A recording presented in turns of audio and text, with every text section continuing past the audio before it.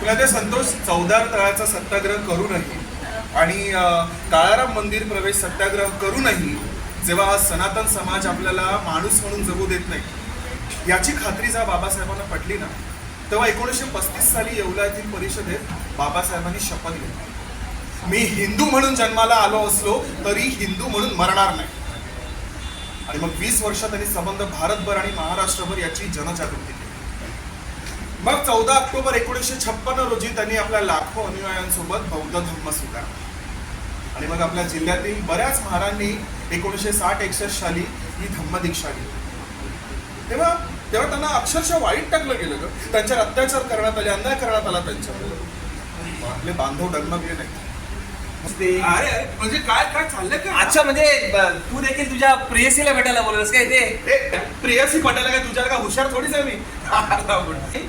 दिसला तो फक्त गोंडू. काय कधीपासून चाललंय तुमचा? अच्छा अच्छा अच्छा, पहिलीच वेळ. हा. बरोबर, मग तुम्ही तुमचा वेळ घालवा, मी निघतो. अरे म्हणजे तसं कबाब मध्ये अरे तसं काय? तू काही कबाब मध्ये हड्डी होत नाही. अगं पूर्वी शिक्षण घेण्याचा अधिकार ना फक्त ब्राह्मणांनाच असायचा. ब्राह्मण स्त्रियांनाही तो नसायचा. मग ती स्त्री कुठलीही असू दे, चूल आणि मूल सांभाळत बसणं हे एवढंच तिचं काम असायचं. महात्मा ज्योतिबा फुले आणि सावित्रीबाईंनी मुलींसाठी अस्पृश्यांसाठी मराठी शाळा सुरू केल्या.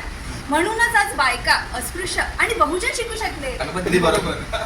आनंद. जयश्री जयराम धारपवार प्रतिष्ठान प्रकाशित डॉक्टर श्रीकांत जयराम धारपवार यांनी लिहिलेलं तिमिरा तुम्ही त्याच्याकडे. तुझा मित्र बघा तो निर्विकार चेहऱ्यानेच का वागवत असतो? नाही म्हणजे कसलं शल्य वगैरे टोचते त्याला. आता तुला माहितीये का, हा ना खूप छान छान अरे ए, आनंद, तुझ्या इतकी भाग्यवान आहे का आता श्रद्धा- त्याच्या कविता ऐकायला? अगं तू त्याच्या काय कविता ऐकशील, विशेषतः मालवणी कविता फारच विनोदी असतात. अरे आणि- आनंद, अरे काय आता मला तुझी कविता ऐकव. कुठली? नाही मला म्हणतो ना कविता करतो तू तुझी कविता अरे का- त्याचं तुला ऐकायची का? हो, हा मला ऐकतो चला ऐक. अरे कुठली कविता? आता कुठे अरे, जायचं? please यार. आनंद, please.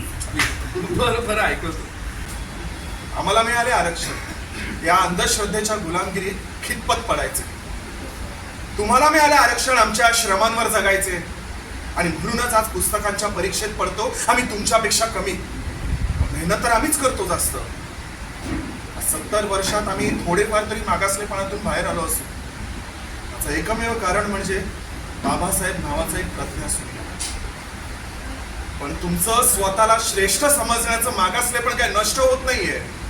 अरे घेऊन बघा 100% आमचं आरक्षण रस्ते संडास साफ करायचे, आणि देऊन बघा तुमचं 100% आरक्षण या देवळातील गोरगरिबांना लुटायचे. बसूया हिशोबाला आणि ठरवूयात श्रेष्ठ तुम्ही की आम्ही.